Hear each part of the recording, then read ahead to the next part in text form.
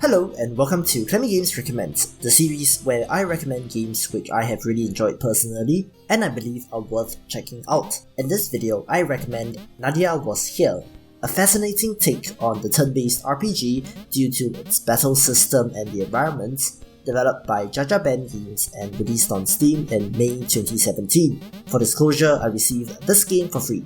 So it's another week and another video recommending a turn-based RPG. If you can't already tell, I am a big fan of the genre and was sad to see its decline, but I'm especially happy to see its renaissance over the past few years, especially on PC, which is my platform of choice, which has been starving for JRPGs or turn-based RPGs for the longest time. I was really excited for Nadia Was Here as soon as I got to know of its existence, as it certainly has a striking visual style and what looked to be a fascinating combat system that differs from the norm. All of this is true in the final version, and it provided a JRPG experience which is pretty different and I really liked.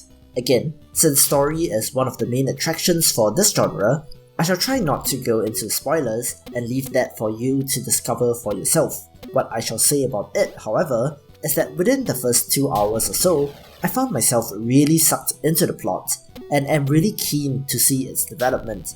It seems like a very intriguing premise, and the writing thus far has been pretty good. You play as a party of adventurers consisting of the thief Nadia, the grizzled warrior Hogan, and the mage Tereshan, all of which have unique personalities, abilities, and roles in combat. The battle system is one of the highlights of this game since it strays away from the conventional menu-driven combat typical in such games. Rather, there is a pretty unique lane switching mechanic, a little similar to the previously covered Has-Been Heroes, but a little less finicky. Essentially, each character has skills or items that they can use, which automatically begins to charge up when selected. Once the progress bar is completely filled, the action is automatically executed and the bar begins to fill again. Enemies act in the same way, and it becomes a pretty cerebral experience since you have to manage 3 different characters at the same time while trying to defeat the enemies as efficiently as possible. Nadia has the steal ability, which allows her to acquire items from enemies such as potions, gold, and most interestingly, new weapons. For example, I managed to steal a claw off a bear, which made Nadia do more damage as her health got lower, and even got a weapon which allowed her to poison enemies, causing damage over time, quickly becoming my favourite opening salvo for her.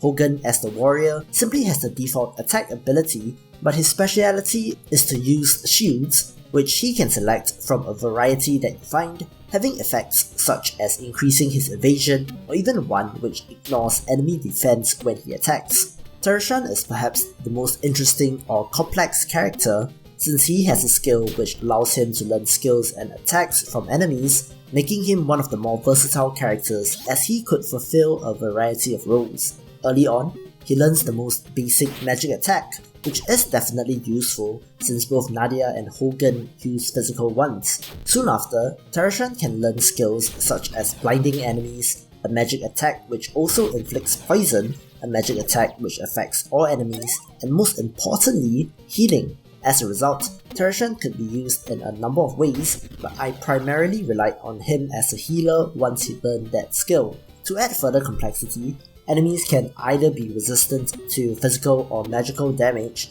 and can inflict either of those types as well. Tereshan is resistant to magic, Hogan to physical, and finally, Nadia simply has a high evasion stat which causes enemy attacks to miss. As a result, it isn't simply switching your characters to be in the same lane as the enemies, but rather, you have to consider attack type and enemy resistances, and even your own objectives, such as trying to get Tereshan to learn a particular skill, or for Nadia to steal a particular item, which, of course, is information easily presented to you since you can scan enemies at the start of combat at no cost to see what you could possibly obtain from them. I liked the battle system here since it was fun, frantic, and strategic all at the same time, and something which I have not really seen done before, so kudos to the developer for this. Next, there are a variety of items and equipment that you can find. while the majority have been consumable items like potions and status effects removers, I have stumbled upon shields for Hogan and weapons for Nadia. However, the most interesting one are the amulets, which you can equip to specific characters, granting perks such as automatically regenerating health or increasing a character's magic, which are the two I have at the moment. These can be leveled up using dust, which is one of the currencies in-game that you get when defeating enemies. Gold is the other currency, which is used to purchase items from shops, and there are no traditional experience type leveling in this game, eliminating the need for grinding and allowing for progression in a unique manner, mainly through obtaining items and skills from enemies. Next, the world built is pretty great, since early on, you do have to go to a library, and in it are a variety of tombs and short stories that the developer has actually written, detailing the history of the cities and the world of Amethar, from the town of Seaside to the rich city of Prosperia, of how moving all mages to an island caused chaos and upheaval in the kingdom, and how bandits swooped in to fill that vacuum. Furthermore, as a small point, NPCs in town react to you differently depending on who is leading the party, which I think is a pretty neat mechanic. This really is a narratively rich world which is worth exploring, which is definitely a plus for Nadia Was Here. In terms of the technical aspect of exploring the world, I like how the developers have integrated progression elements and puzzles into the exploration, making it more than simply walking through an environment to get to the next battle or story beat. Rather, we have Pokemon-style progression, in that much like how you need a certain HM to pass an obstacle, Nadia Was Here has key items which you require in order to progress. In this case, the first item which I obtained was a magical flute, which could cause plants to grow into a springboard of sorts, propelling my party of characters to previously inaccessible areas. The flute can also be used to interact with animals, which led to a rather unique puzzle of having to lead a squirrel out of the forest. On top of that, simple puzzles involving pushing boulders into blocks or pushing columns around to form a path are also present, making the exploration much more engaging and interactive rather than having to fight through random encounters over and over again. I also love the art style of this game, which is striking and unique due to the colours used.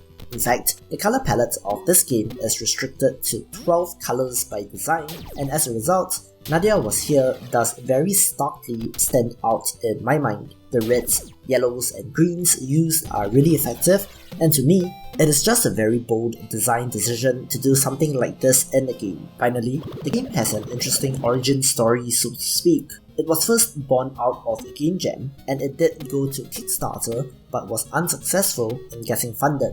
Nevertheless, the developer continued to work on this over 4 years, which results in the game that you see today. I do think that Nadia Was Here is a fantastic game and wish the developer all the best for his sale of this game. Anyway, that will do it for this video. Thank you for watching. If you enjoyed the video, please don't forget to like, share and subscribe.